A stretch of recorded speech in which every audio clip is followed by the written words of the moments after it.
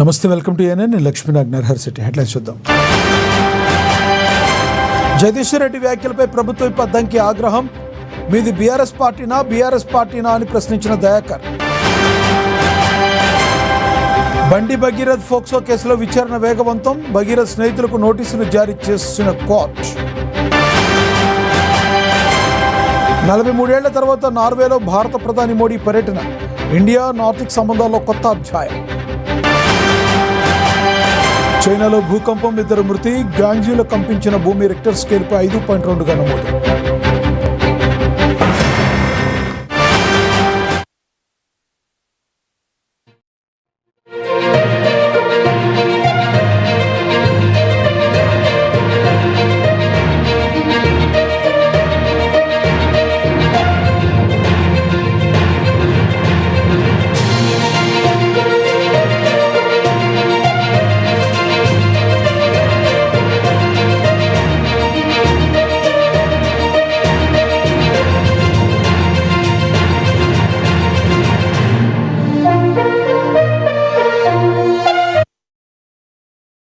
Breaking news చూస్తున్నాం. ప్రధానమంత్రి నరేంద్ర మోడీ తన 5 దేశాల పర్యటనలో భాగంగా ఈరోజు నార్వేకు చేరుకున్నారు. ఈరోజు రేపు ఆయన నార్వేలో పర్యటిస్తున్నారు. దాదాపుగా 43 ఏళ్ల తర్వాత భారత ప్రధాని నార్వేను సందర్శించడం ఇదే తొలిసారి కావడం విశేషం. అంతకుముందు 1983లో మాజీ ప్రధాని ఇందిరాగాంధీ నార్వేకు వెళ్లారు. ప్రస్తుతం ప్రపంచవ్యాప్తంగా భద్రత, ఆర్థిక పరిస్థితులు మారుతున్న వేళ ఈ పర్యటనకు ప్రత్యేక ప్రాధాన్యత ఉంది. ఈ సందర్భంగా ఓస్లోలో 3వ ఇండియా నార్డిక్ సమ్మిట్ జరగనుంది. ఇందులో Norway, Denmark, Finland, Iceland, Sweden దేశాల నాయకులతో ప్రధాని మోడీ సమావేశం కానున్నారు. గ్రీన్ ఎనర్జీ, సముద్ర రంగం, డిజిటల్ టెక్నాలజీ, వాతావరణ మార్పులు, ఆర్కిటిక్ పరిశోధనల వంటి అంశాలపై ప్రధానంగా చర్చించనున్నారు మోడీ.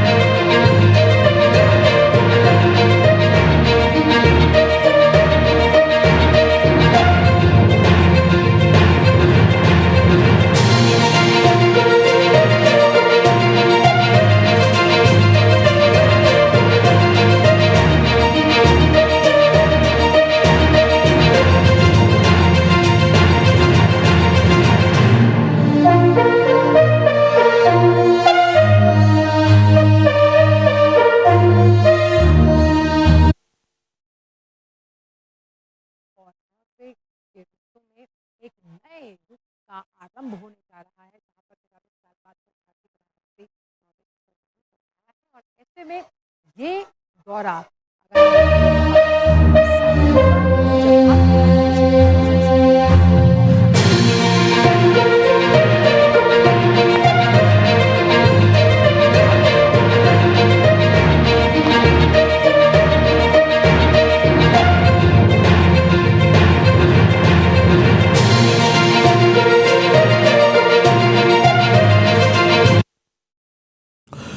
చైనా దక్షిణ పశ్చిమ ప్రాంతాల్లోని గ్వాంగ్జూలో ఇవాళ తెల్లవారుజామున 5.2 తీవ్రతతో భూకంపం సంభవించింది.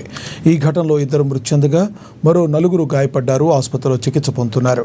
భూకంప ప్రభావంతో లియోజీ నగరంలో 7,000 మందికి పైగా ప్రజలను సురక్షిత ప్రాంతాలకు తరలించారు. 13 భవనాలు కూలిపోయినట్లుగా చైనా ప్రభుత్వం వెల్లడించింది. శిథిలాల కింద చిక్కుకున్న వారిని కాపాడేందుకు రెస్క్యూ బృందాలు పనిచేస్తున్నాయని పేర్కొంది.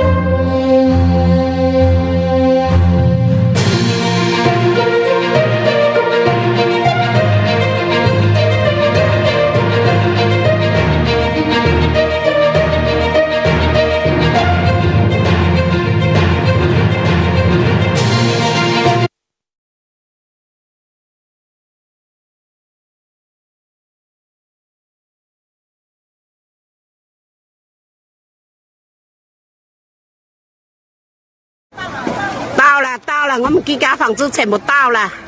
门打，门钥匙，没钥匙，门打，没有人。门。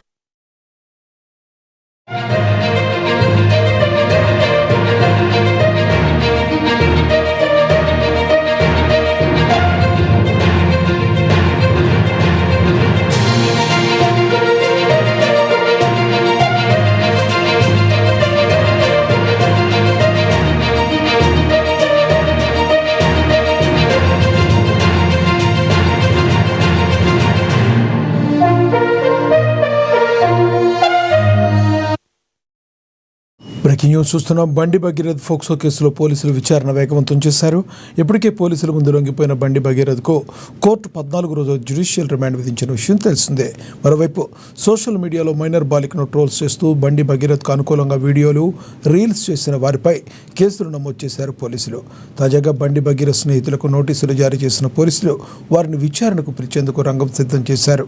బండి భగీరథ్ అఘాయిత్యానికి పాల్పడిన సందర్భంలో వారు అక్కడే ఉన్నారని, అనంతరం విషయం బయటకు పొక్కకుండా బాలిక తల్లిదండ్రులతో రాజీ కుదిర్చే ప్రయత్నాలు చేశారనే ఆరోపణలతో పోలీసులు ఈ నిర్ణయం తీసుకున్నట్టుగా తెలుస్తోంది.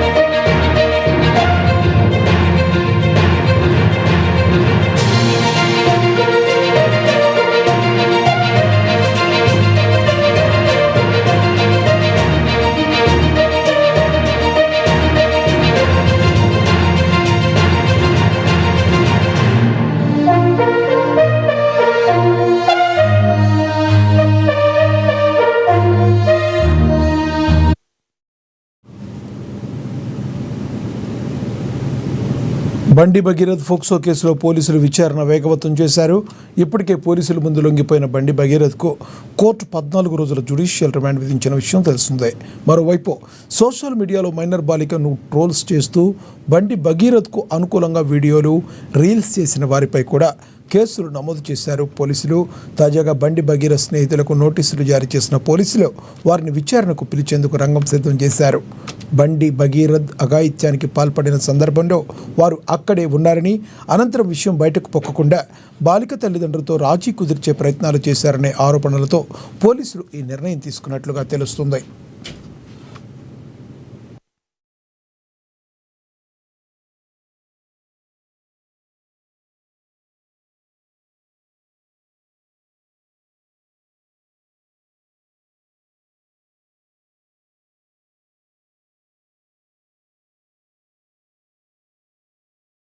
బీఆర్ఎస్ నాయకుడు జగదీష్ రెడ్డి వ్యాఖ్యలపై ప్రభుత్వ అద్దంకి దయాకర్ మండిపడ్డారు.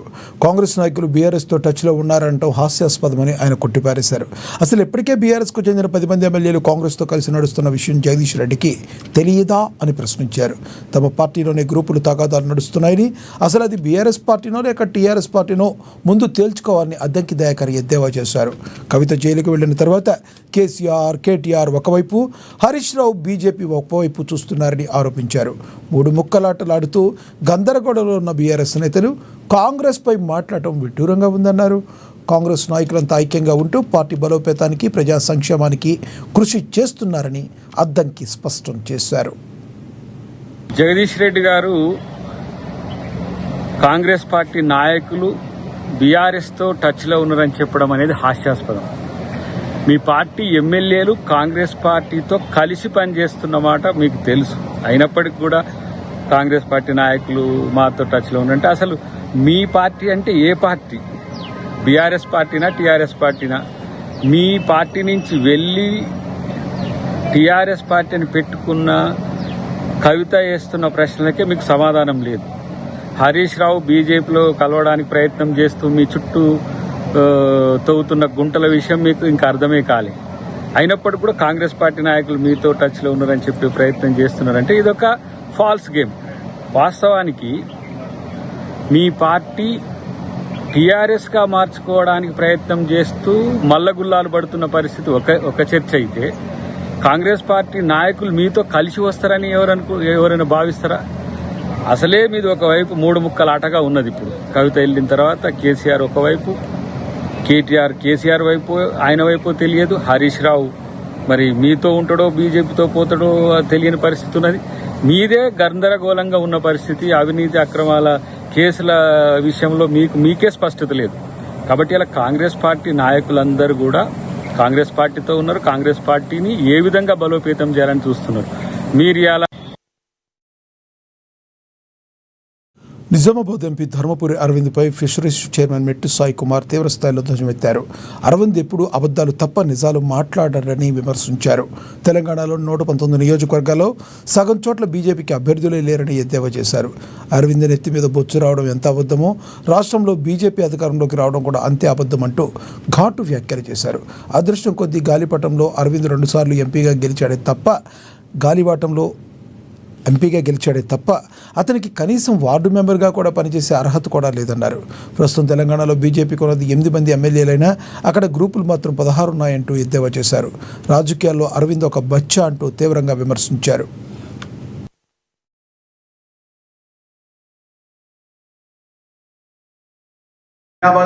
పార్లమెంట్ సభ్యుడు అధర్మపురి అరవింద్ ఎప్పుడు అబద్ధాలు తప్ప నిజాలు మాట్లాడలేడు.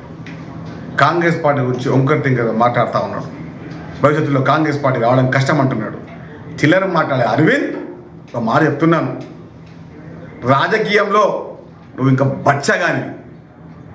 అదృష్టవశాత్తు 2 సార్లు పార్లమెంట్ సభ్యుడు అయినావు. వార్డు మెంబర్కి ఉండవలసినటువంటి అర్హత కూడా నీకు లేదు. కాంగ్రెస్ పార్టీ గురించి మాట్లాడే అర్హత అసలే లేదు. దాదాపు సగంకి పైగా అసెంబ్లీలకు అభ్యర్థులు బీజేపీ పార్టీకే లేరు.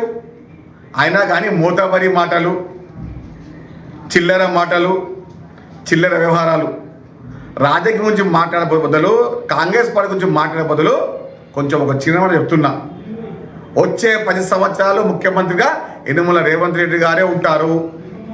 కాంగ్రెస్ పార్టీ తెలంగాణలో అధికారంలో ఉంటుంది. ఈ విషయాన్ని మీరు మర్చిపోకండి. మర్చిపోయిన ప్రతిసారి మేము గుర్తు చేస్తూనే ఉంటాం. బీజేపీ గురించి చెప్పాలంటే బీజేపీ పార్టీలో ఉన్నారు 8 మంది ఎమ్మెల్యేలు, 16 మంది గ్రూపులు. ఇక వీరే అధికారంలోకి మాట్లాడుతూ ఉంటారు. చిల్లర మాటలు, చిల్లర వ్యవహారాలు, చిల్లర రాజకీయాలు, చిల్లర మాటలు మాట్లాడే ధర్మపురి అరవింద్ గారు, మీ నెత్తిపైన బొచ్చు రావడం ఎంత అబద్ధమో బీజేపీ కూడా తెలంగాణ రావడం కూడా అంతే అబద్ధం.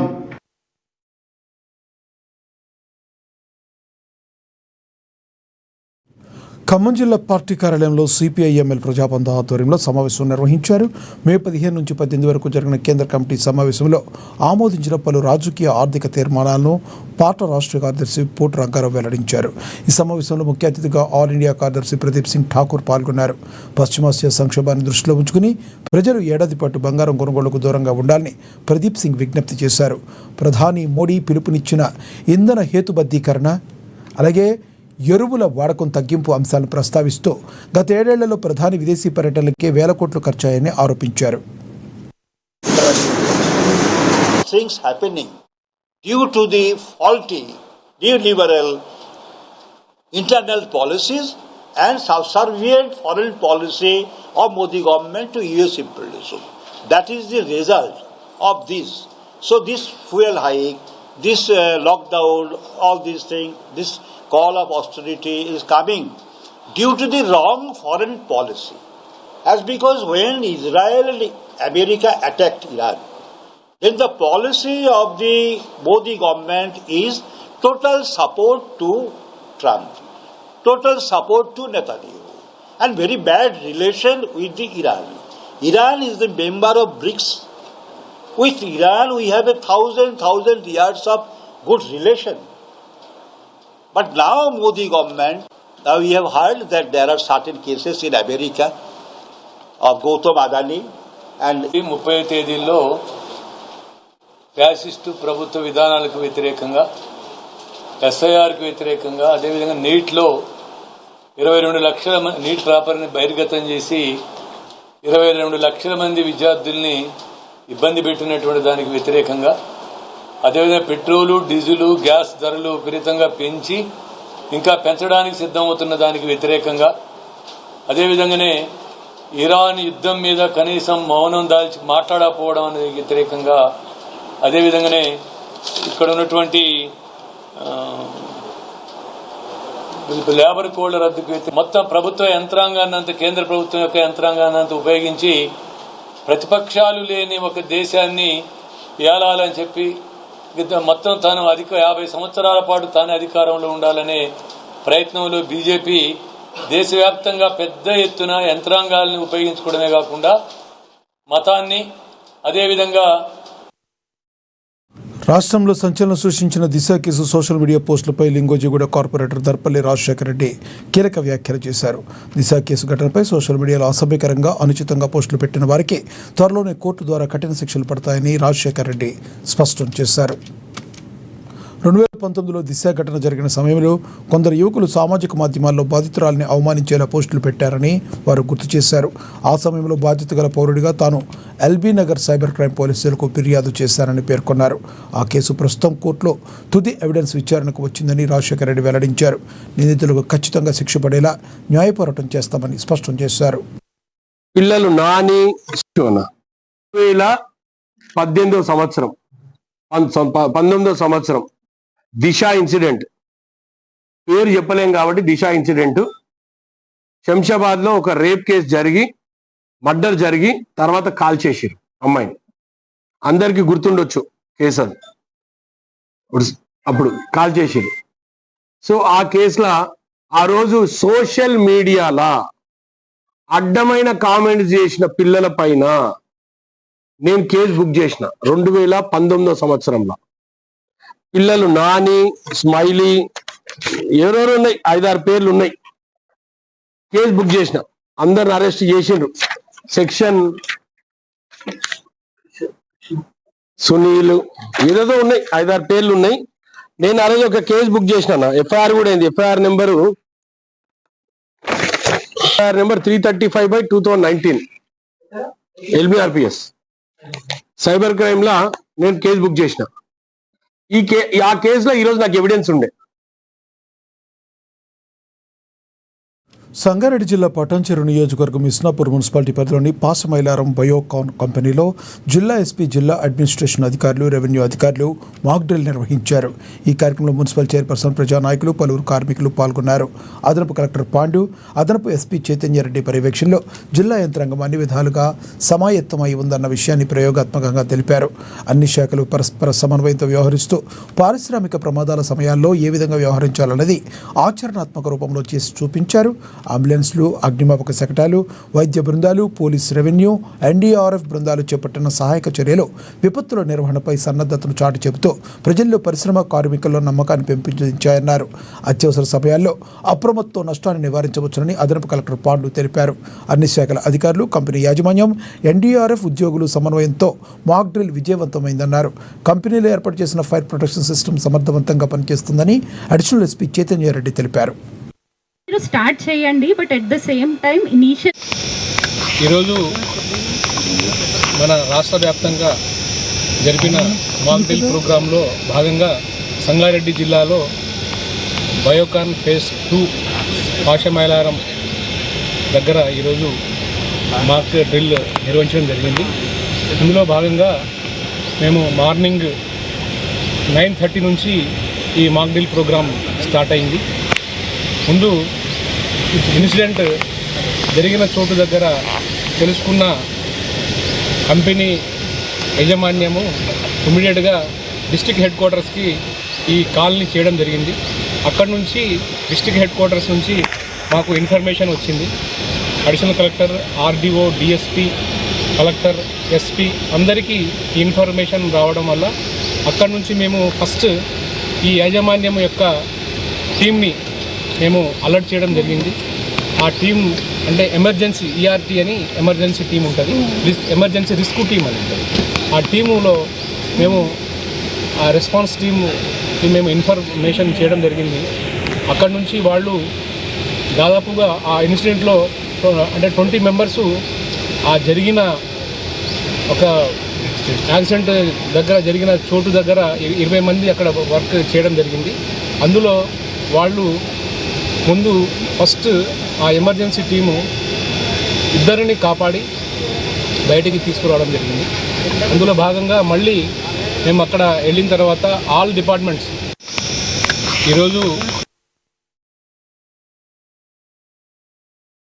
మన్యం ఆరాధ్య దైవం శ్రీ మోదకొండమ్మ తల్లి జాతర మహోత్సవాలు పాడేరులో అంగరంగ వైభవంగా సాగుతున్నాయి. దర్శనం కోసం వచ్చే భక్తులకు ఎలాంటి ఇబ్బందులు కలగకుండా స్థానిక స్టేట్ బ్యాంక్ ఆఫ్ ఇండియా శాఖ ముందుకొచ్చింది. జాతరలో ఎండ తీవ్రతతో ఇక్కట్లు పడుతున్న వేలాది మంది భక్తులకు మజ్జిగ పంపిణీ చేశారు. ప్రతి ఏటా అత్యంత పవిత్రంగా జరిగే మోదకొండమ్మ తల్లి జాతరలో భక్తులకు సేవ చేసే భాగ్యం కలగటం పూర్వజన్మ సుకృతమవుతుందని బ్యాంకు మేనేజర్ సంగ్రామ్జీత్ హోసం తెలిపారు. సుదూర ప్రాంతాల నుంచి వచ్చే భక్తుల దాహం తీర్చి వారిలో ఆధ్యాత్మిక ఉత్తేజాన్ని నింపడానికే బ్యాంకు తరపున ఈ సేవా కార్యక్రమాన్ని నిర్వహిస్తున్నట్లుగా వారు పేర్కొన్నారు.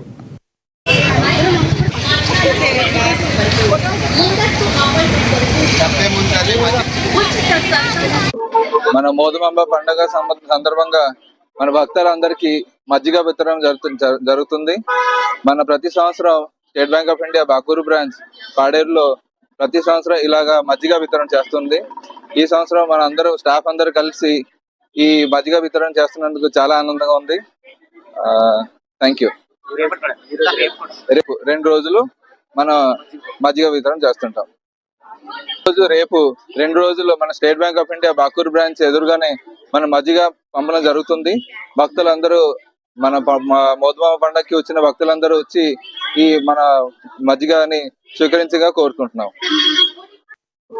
మన మోదమాంబ పండుగ సందర్భంగా మన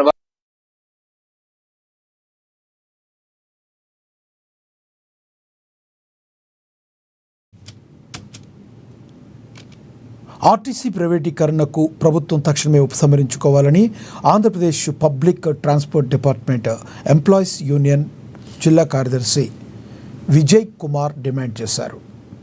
గుంటూరులో నిర్వహించిన ప్రజా సమస్యల పరిష్కార వేదికలో జిల్లా కలెక్టర్ని కలిసి వినతిపత్రం ఇచ్చారు. రాష్ట్రంలో ప్రధాన భూమిక పోషిస్తున్న ఏపీఎస్ఆర్టీసీ మనుగడ దెబ్బతింటుందని విజయ్ కుమార్ తీవ్ర ఆందోళన వ్యక్తం చేశారు. ప్రభుత్వం ఎంతో ప్రతిష్టాత్మకంగా చేపట్టిన స్త్రీశక్తి పథకం విజయంలో ఆర్టీసీ ఎంతో గొప్పగా పాత్ర ఉందని తెలిపారు.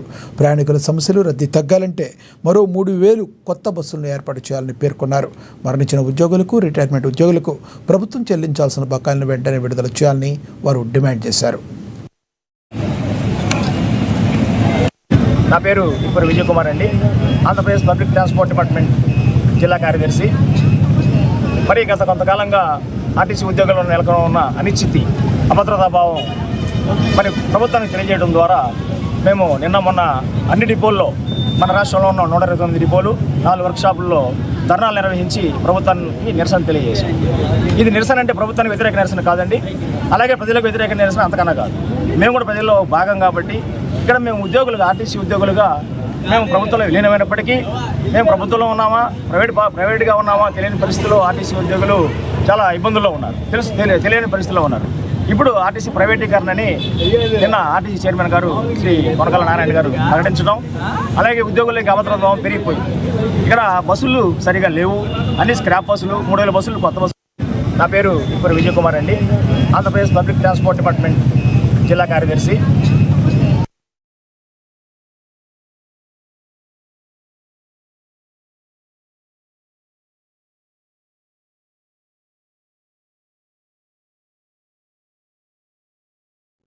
పెట్రోల్, డీజిల్ ధరల పెంపును నిరసిస్తూ పల్నాడు జిల్లా మాచర్లో వైఎస్ఆర్ కాంగ్రెస్ పార్టీ ఆధ్వర్యంలో భారీ నిరసన ర్యాలీ చేపట్టారు.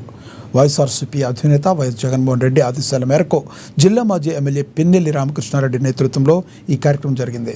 వైసీపీ కార్యాలయం నుంచి ప్రారంభమైన ఈ ర్యాలీ పార్క్ సెంటర్ మీదుగా తహసీల్దార్ కార్యాలయం వరకు కొనసాగింది. అనంతరం డిప్యూటీ తహసీల్దార్ వాణికి మాజీ ఎమ్మెల్యే వినతిపత్రం ఇచ్చారు. ఇంధన ధరల పెంపు వల్ల సామాన్య మధ్యతరగతి ప్రజలపై తీవ్ర ఆర్థిక భారం పడుతుందని మాజీ ఎమ్మెల్యే ఆవేదన వ్యక్తం చేశారు. కేంద్ర రాష్ట్ర ప్రభుత్వాలు వెంటనే స్పందించి పన్నులు తగ్గించి ధరల నుండి ప్రజలకు ఉపశమనం కల్పించాలని తెలిపారు. ఈరోజు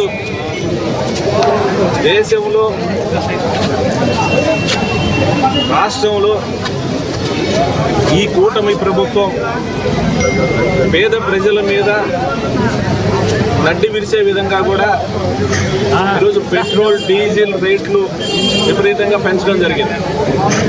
ఈ కూటమి ప్రభుత్వం ఎలక్షన్స్ ముందు ముఖ్యంగా ఆంధ్ర రాష్ట్రంలో ఉండే పేద వర్గాలని మభ్యపెట్టే విధంగా కూడా మేము అధికారంలోకి వస్తే పెట్రోల్ డీజిల్ రేట్లు తగ్గిస్తాం, అవి పెరిగితే అవి సామాన్యుల యొక్క వాళ్ళ కుటుంబాల మీద పడే అవకాశం ఉంది. ఎందుకంటే నిత్యావసర వస్తువులు కానివ్వండి, రవాణా ఛార్జీలు కానివ్వండి, ఆటో డ్రైవర్లు కానివ్వండి, లారీ డ్రైవర్లు కానివ్వండి, వీళ్ళందరి మీద కూడా భారం పడే పరిస్థితి ఉంది. కాబట్టి ప్రజలని మభ్యపెట్టి ఆ రోజు వాళ్ళ మేనిఫెస్టోలో కూడా పెట్రోల్ డీజిల్ రేట్లు పెంచమని చెప్పి ప్రజలను మోసం చేసిన ఈ తెలంగాణ ప్రభుత్వం ఇటీవల ప్రకటించిన వడ్డెర కార్పొరేషన్ చైర్మన్ నియామకంపై తీవ్ర వ్యతిరేకత వ్యక్తమవుతుంది. ఈ నియామకంపై ప్రభుత్వం పునరాలోచించి చైర్మన్ పేరును వెంటనే మార్చాలని తెలంగాణ వడ్డెర సంఘ అధ్యక్షుడు శివరాత్రి ఐరిమల్లు డిమాండ్ చేశారు. హైదరాబాద్ ఇందిరా పార్క్ దగ్గర చౌక్ వద్ద వడ్డెర సంఘాల ఆధ్వర్యంలో భారీ నిరసన చేపట్టారు. వడ్డెర కార్పొరేషన్ చైర్మన్గా గుంజ రేణుకను నియమించడం సరికాదని అలిమలు అన్నారు. ఆమెకు వడ్డెర సామాజిక వర్గ సమస్యలు, వారి జీవన స్థితిగతులపై కానీ ఎలాంటి కనీస అవగాహన లేదని ఆరోపించారు. ఇప్పటికైనా రాష్ట్ర ప్రభుత్వం ఈ నియామకాన్ని వెనక్కి తీసుకోవాలని తెలిపారు.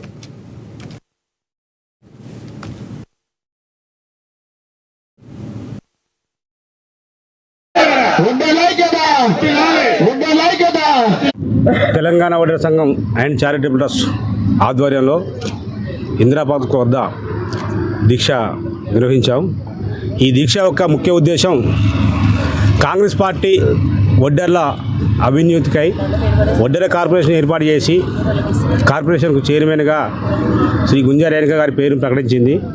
దయచేసి రాష్ట్ర ప్రభుత్వ పెద్దలకు చెప్పే విషయం ఒకటే, గుంజా రేణుక గారు గతంలో ఉమ్మడి ఆంధ్రప్రదేశ్ హయాంలో 5 సంవత్సరాలు దేవరకొండ జడ్పీటీసీగా ఉండి మా వడ్డెర కులానికి అదేవిధంగా రాష్ట్ర వడ్డెర కులానికి ఏమి చేసింది లేదు.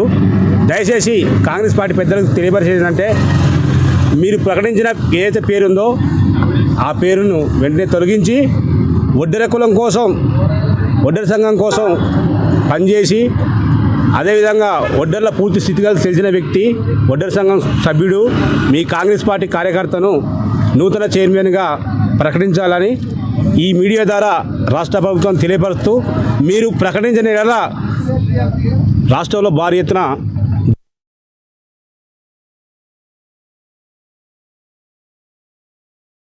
చెన్నై చెపాక్ వేదికగా జరిగే Sunrisers Hyderabad Chennai Super Kings మ్యాచ్కు వర్షం ముప్పు ఉందంటూ వాతావరణ శాఖ తెలిపింది. నేడు జరిగే మ్యాచ్ ఇరు జట్లకు అత్యంత కీలకం కానుంది. ప్లేఆఫ్స్ రేసులో నిలవాలంటే 2 టీమ్స్కు గెలుపు తప్పనిసరి కావడంతో హోరాహోరీ పోరు కోసం ఇరు జట్లు తలపడుతున్నాయి. అయితే ఈ హై వోల్టేజ్ మ్యాచ్ కోసం ఎదురు చూస్తున్న అభిమానులకు వాతావరణ నిపుణులు ఓ షాకింగ్ అప్డేట్ ఇచ్చారు. రాత్రి మ్యాచ్ ప్రారంభమయ్యే సమయంలో వర్షం కురిసే అవకాశం ఉందని అంచనా వేశారు. దీంతో మ్యాచ్ జరుగుతుందా లేదనే డైలమాలో పడ్డారు క్రికెట్ ఫ్యాన్స్. వర్షం అంతరాయంతో మ్యాచ్ ఎలా జరుగుతుందని అందరిలోనూ ఉత్కంఠ నెలకొంది.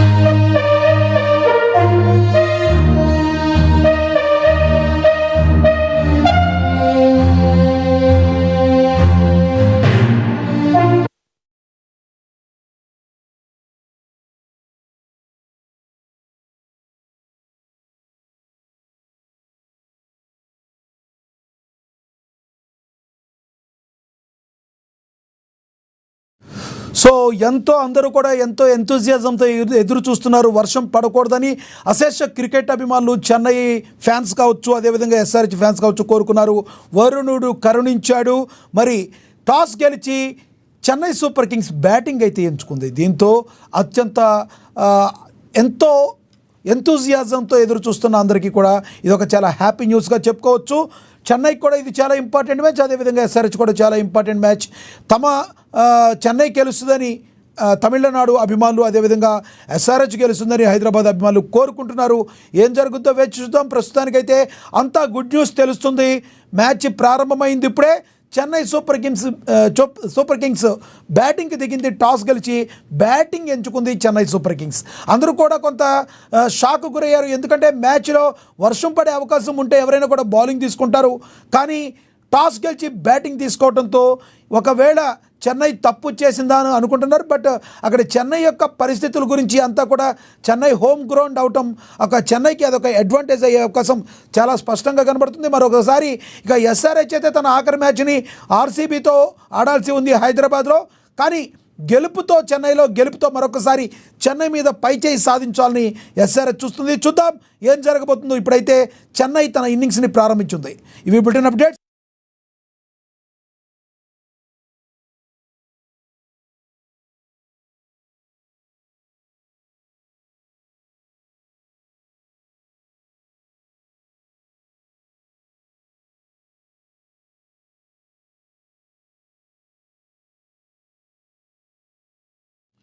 ఇవి bulletin updates. Stay tune ANN.